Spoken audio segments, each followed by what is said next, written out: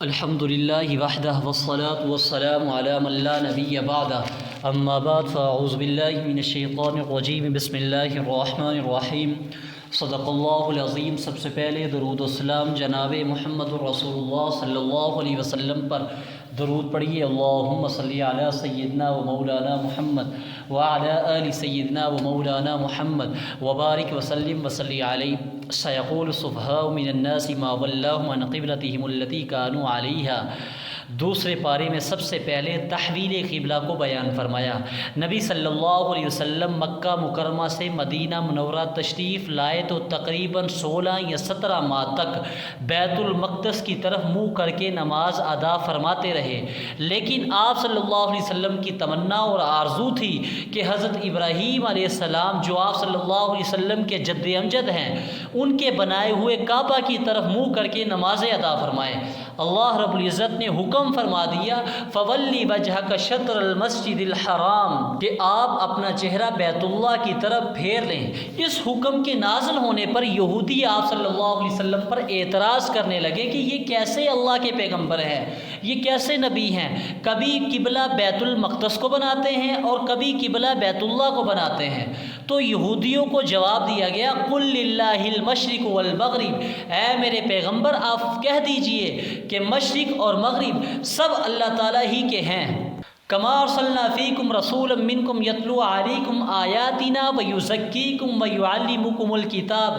اس مقام پر نبی صلی اللہ علیہ وسلم کو بھیجنے کے بنیادی طور پر 4 مقاصد بیان کیے گئے ہیں۔ پہلا مقصد ہے تلاوت آیات، اور دوسرا مقصد ہے تزکیہ نفس، تیسرا مقصد ہے کتاب اللہ کی تعلیم، چوتھا مقصد ہے حکمت کی تعلیم۔ یہ مضمون قرآن کریم کے مختلف مقامات پر بیان کیا گیا ہے۔ ان الصفا والمروۃ من شعائر اللہ فمن حج البیت او اعتمر فلا جناح علیہ ان یطوف بہما۔ زمانہ جاہلیت میں صفا اور مروہ پر بت رکھے ہوئے تھے تو مسلمان ان کا طواف کرنے سے بچتے تھے۔ اس شبہ کو دور کرتے ہوئے فرمایا کہ صفا اور مروہ کی سعیر اس شعائر اسلام میں سے ہے، لہٰذا ان کا طواف کرنے میں کوئی حرج نہیں۔ انما حرم علیکم المیتۃ والدم ولحم الخنزیر وما اہل بہ لغیر اللہ۔ مشرکین اپنی طرف سے کچھ چیزیں حلال کرتے تھے، یعنی کچھ چیزوں کو حلال کہتے تھے کہ یہ حلال ہے، اور کچھ چیزوں کو حرام کہتے تھے۔ یہاں ان کی تردید فرمائی کہ حلت اور حرمت کا اختیار صرف اور صرف اللہ رب العزت کو ہے۔ جن چیزوں کو اللہ تعالیٰ نے حرام قرار دیا ہے وہی حرام ہے، اور یہاں پر 4 چیزوں کا ذکر ہے۔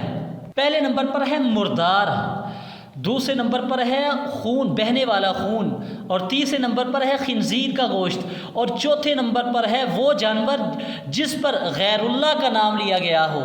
یہ عام ہے، یعنی اللہ کے علاوہ چاہے وہ کسی نبی کا نام لیا گیا ہو، ولی کا نام لیا گیا ہو، یا کسی بندے کا نام لیا گیا ہو، وہ حرام ہے۔ اس بارے میں اللہ رب العزت نے اور بہت سے احکامات تفصیل سے بیان فرمائے ہیں۔ وَلَكُمْ فِي الْقِصَاصِ حَيَاةٌ يَا أُولِي الْأَلْبَابِ لَعَلَّكُمْ تَتَّقُونَ۔ اس آیت میں اللہ رب العزت فرما رہے ہیں کہ اے عقل والو، تمہارے لیے قصاص میں زندگی ہے۔ اگر قصاص کے مسئلے پر امر درآمد ہو صحیح طور پر تو آپ یقین فرمائیں کہ اس میں قاتل اور مقتول دونوں کی زندگی ہے۔ وہ اس طرح کہ جب قاتل کو اپنی سزا کا یقین ہوگا تو وہ قتل کرنے سے بچے گا، اس سے مقتول بھی بچ جائے گا اور قاتل بھی بچ جائے گا۔ کتب علیکم اذا حضر احدکم الموت ان ترک خیرا الوصیہ۔ اس آیت میں وصیت کا حکم بیان کیا گیا ہے۔ فوت ہونے والا اپنی وفات سے پہلے اپنے والدین اور دیگر رشتہ داروں کے لیے وصیت کرے کہ کس کو کتنا حصہ ملنا ہے۔ اس آیت کے نزول سے پہلے ورثاء کے حصے متعین نہیں تھے، اور مرنے والے کا سارا ترکہ اس کی اولاد یعنی اس کے بیٹوں کو ملتا تھا۔ اس لیے اس آیت میں والدین اور دیگر دوسرے رشتہ داروں کے لیے وصیت کرنے کا حکم دیا گیا ہے۔ پھر جب سورۃ النساء میں اللہ رب العزت نے تمام ورثاء کی میراث میں حصے متعین فرما دیے تو اب اس آیت میں جو وصیت کی فرضیت کا حکم ہے وہ باقی نہیں رہا۔ ہاں البتہ اب کوئی شخص ورثاء کے علاوہ کسی اور کے لیے اپنے مال کی 1/3 حصے کی وصیت کرے تو جائز ہے، لیکن ورثاء کے لیے وصیت نہیں ہے۔ یا ایھا الذین آمنوا کتب علیکم الصیام کما کتب علی الذین من قبلکم لعلکم تتقون۔ یہاں روزے کی فرضیت اور روزے کے احکام مسائل کو تفصیل سے بیان فرمایا ہے۔ روزہ دین اسلام کے بنیادی ارکان میں سے ایک رکن ہے۔ یہ ایک ایسی عبادت ہے کہ جو گزشتہ جتنی بھی شریعتیں تھیں ان تمام شریعتوں میں مشروع تھا۔ صرف امت محمدیہ پر یہ حکم نازل نہیں ہوا بلکہ تمام شریعتیں روزہ رکھتی تھیں۔ روزے کی شرعی تعریف یہ ہے کہ روزے کی نیت کے ساتھ صبح صادق سے لے کر غروب آفتاب تک کھانے پینے اور بیوی سے ازدواجی تعلق سے بچنا۔ اگر کسی نے غروب آفتاب سے 1 منٹ بھی پہلے افطار کر دیا تو روزہ نہیں ہوگا۔ روزہ ایسی عبادت ہے کہ بندہ اس کی وجہ سے جلدی تقوی کی نعمت حاصل کر لیتا ہے۔ پھر مسافر اور مریض کے لیے رمضان کے روزوں اور فدیے کے متعلق احکامات بیان ہوئے۔ شہر رمضان الذی انزل فیہ القرآن ھدی للناس وبینات من الھدی والفرقان۔ رمضان المبارک میں جہاں روزے فرض ہیں وہیں اس کی ایک فضیلت یہ بھی ہے کہ قرآن کریم اس ماہ مبارک میں نازل کیا گیا ہے۔ مومن دن کو روزہ رکھتا ہے اور رات کو قاری قرآن اور حافظ قرآن 20 رکعات تراویح میں قرآن کریم کی تلاوت کرتا ہے اور غیر حافظ قرآن کریم کی سماع کرتا ہے۔ اس لیے اس ماہ مبارک میں زیادہ سے زیادہ قرآن کریم کی تلاوت کا اہتمام کرنا چاہیے۔ یہ جشن قرآن کا مہینہ ہے۔ وَإِذَا سَأَلَكَ عِبَادِي أَنِّي فَإِنِّي قَرِيبٌ۔ گزشتہ آیات میں روزے کا ذکر تھا، اس آیت کے بعد پھر روزے اور اعتکاف کا ذکر ہے۔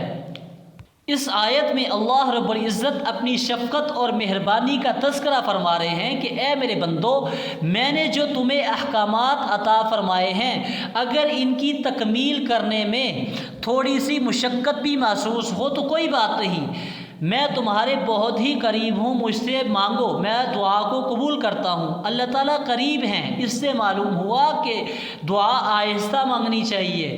یہ بھی معلوم ہوا کہ اللہ تعالیٰ فقط عرش پر نہیں بلکہ ہر جگہ بلا مکان موجود ہیں۔ اس آیت سے اشارتاً یہ بھی معلوم ہوا کہ روزے کے بعد خصوصاً افطار کے وقت دعا قبول ہوتی ہے، لہٰذا اس وقت دعا کا خوب اہتمام کرنا چاہیے۔ وَأَنْتُمْ عَاكِفُونَ فِي الْمَسَاجِدِ تِلْكَ حُدُودُ اللَّهِ فَلَا تَقْرَبُوهَا۔ رمضان مبارک کے آخری عشرہ میں اعتکاف سنت مؤکدہ ہے۔ مرد حضرات ایسی مساجد میں اعتکاف کریں جہاں پر باجماعت نماز ہوتی ہے، جبکہ خواتین اپنے گھروں میں مخصوص جگہوں پر اعتکاف کریں۔ يَسْأَلُونَكَ عَنِ الْأَهِلَّةِ قُلْ هِيَ مَوَاقِيتُ لِلنَّاسِ وَالْحَجِّ۔ اس آیت میں چاند کی افادیت کے بارے میں بتلایا کہ چاند سے اسلامی تاریخ معلوم ہوتی ہے۔ اس کے علاوہ اس کے ذریعے سے عبادات یعنی حج، روزہ اور عدت کی مدت کے علاوہ دیگر معاملات اور معاہدوں کی تاریخ کا پتہ چلتا ہے۔ وَقَاتِلُوا فِي سَبِيلِ اللَّهِ الَّذِينَ يُقَاتِلُونَكُمْ وَلَا تَعْتَدُوا إِنَّ اللَّهَ لَا يُحِبُّ الْمُعْتَدِينَ۔ اس آیت سے جہاد کا مسئلہ بیان فرمایا۔ جہاد فرض ہے اور اس کا مقصد اعلاء کلمت اللہ ہے۔ جہاد قیامت تک جاری اور ساری رہے گا۔ یہاں پر یہ بات ذہن نشین فرما لے کہ شریعت کی اصطلاح میں جہاد نام ہے قتال فی سبیل اللہ، یعنی اللہ کے راستے میں لڑنا۔ لیکن اگر کسی اور حکم شرعی پر جہاد کے لفظ کا استعمال ہوا ہے تو وہ لغت کے اعتبار سے ہے، شریعت کی اصطلاح نہیں ہے۔ اللہ تعالیٰ نے مجاہدین کو دیگر تمام اعمال کرنے والوں پر فضیلت عطا فرمائی ہے۔ جہاد بہت عظیم، مبارک اور مقدس عمل ہے۔ الحج اشہر معلومات۔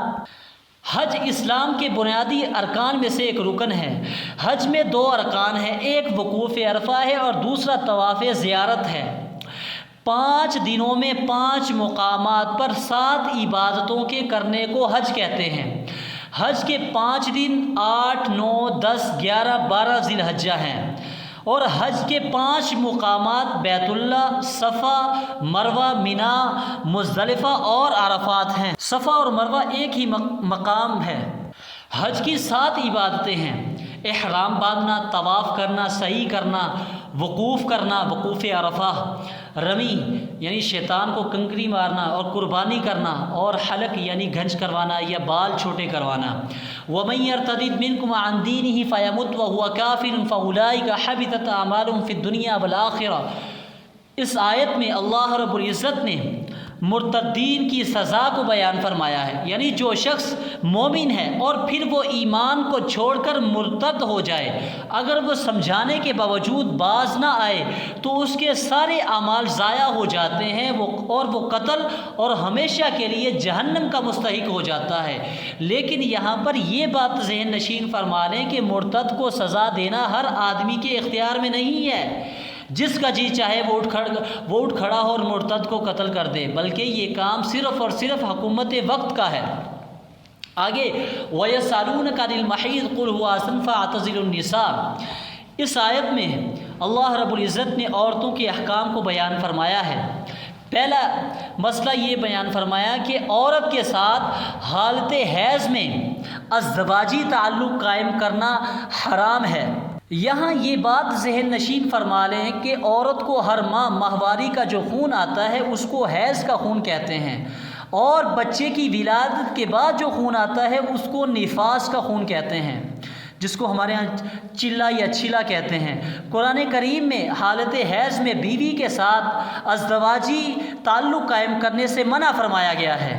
قرآن کریم میں حالت نفاس میں عورت کے ساتھ ازدواجی تعلق کرنے کے منع فرمانے کا ذکر نہیں ہے، لیکن حالت نفاس میں بھی ازدواجی تعلق قائم کرنا بھی اسی طرح حرام اور ناجائز ہے۔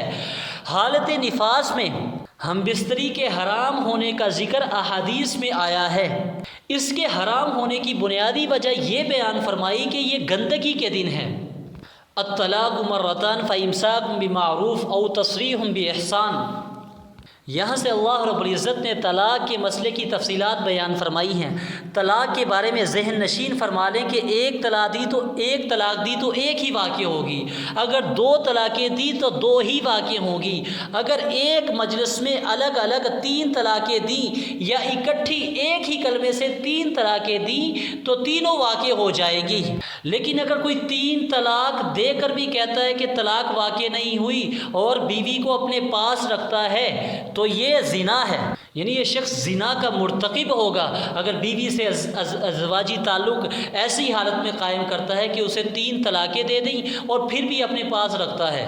3 طلاقیں ہی ہیں، 3 طلاقیں ایک طلاق کبھی بھی نہیں ہو سکتی۔ آگے والوالدات یرضعن اولادهن حولین کاملین لمن اراد ان یتم الرضاعہ۔ پھر بچے کے دودھ پینے کا جو مسئلہ ہے اس آیت سے اللہ رب العزت نے بیان کی، یعنی 2 سال تک مائیں اپنے بچوں کو دودھ پلائیں۔ اسلام نے دودھ پیتے بچوں کے حقوق کا بھی خیال رکھا ہے، مدت رضاعت تک کو بیان کیا ہے۔ اگر کوئی بچہ مدت رضاعت میں کسی اجنبی عورت کا دودھ پی لے تو وہ بچہ اس عورت کا رضائی بیٹا ہو جاتا ہے اور وہ عورت اس کی رضائی ماں بن جاتی ہے۔ جس طرح حقیقی نسب کے ساتھ رشتے حرام ہو جاتے ہیں تو اسی طرح رضاعت کی وجہ سے بھی رشتے حرام ہو جاتے ہیں۔ لیکن جب بھی کوئی ایسی صورت پیش آئے تو اپنے علماء سے اس کی تفصیل معلوم کر لینی چاہیے۔ والذین یتوفون منکم ویذرون ازواجا یتربصن بانفسہن 4 اشہر وعشرا۔ اس آیت میں عدت کے مسئلے کو بیان فرمایا کہ اگر کسی عورت کو طلاق ہو جائے یا اس کا شوہر فوت ہو جائے تو دونوں صورتوں میں عورت پر عدت لازم ہے۔ مطلقہ عورت کی عدت اگر وہ حیض والی عورت ہے تو اس کی عدت 3 ہے، 3 حیض 3 ماہواریاں۔ لیکن اگر کسی وجہ سے اسے حیض نہیں آتا تو پھر اس کی عدت 3 ماہ ہے۔ حاملہ عورت کی عدت اگر اسے طلاق ہوئی ہو تو اس کی عدت وضع حمل ہے۔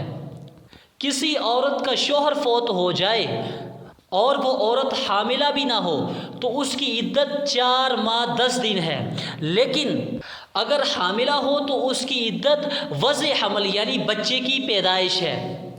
ولا جناح علیکم فیما عرضتم به من خطبۃ النساء او اکننتم فی انفسکم۔ اس آیت میں یہ بیان کیا کہ اگر کوئی عورت عدت میں ہو تو اسے واضح لفظوں میں پیغام نکاح نہیں دینا چاہیے، درست نہیں ہے۔ البتہ اشارتاً یا کنایتاً نکاح کا پیغام دیا جا سکتا ہے، لیکن اس سے پختہ وعدہ نہ لیا جائے۔ فلما فصل طالوت بالجنود، اس پارے کے آخر میں حق کے نمائندے حضرت طالوت اور باطل کے نمائندے جالوت کا واقعہ بیان فرمایا۔ جالوت کے پاس طاقت بھی تھی، کثرت تعداد بھی تھی، منظم فوج بھی تھی، اور حضرت طالوت کے پاس طاقت بھی کم تھی اور فوج بھی کم تھی۔ اس کے باوجود اللہ رب العزت نے ان کو فتح عطا فرمائی۔ قرآن کریم نے باقاعدہ ضابطہ فرما دیا کہ کم من فئۃ قلیلۃ غلبت فئۃ کثیرۃ باذن اللہ، کہ کتنی جماعتیں ہیں جو طاقت میں کمزور ہیں، جو طاقت میں بھی کمزور ہوتی ہیں، ان کی تعداد بھی کم ہوتی ہے، لیکن ان کی فرما برداری اور اطاعت کی وجہ سے اللہ رب العزت ان کی مدد فرماتے ہیں، اور اپنی مدد کے ذریعے انہیں اللہ رب العزت غالب فرما دیتے ہیں۔ ہمیں اللہ رب العزت کے اس اصول سے یہ بات سمجھ میں آ جانی چاہیے، سمجھ لینی چاہیے کہ مسلمان جب بھی کامیاب ہوتے ہیں تو وہ مادیت اور دنیاوی طاقت اور قوت کے بل بوتے پر غالب نہیں آتے، بلکہ اللہ تعالیٰ پر ایمان، بھروسہ رکھنے اور نیک اعمال کی بنیاد پر غالب آتے ہیں۔ اللہ تعالیٰ ہمیں اپنی ذات پر توکل اور بھروسہ نصیب فرمائے۔ وآخر دعوانا الحمد للہ رب العالمین۔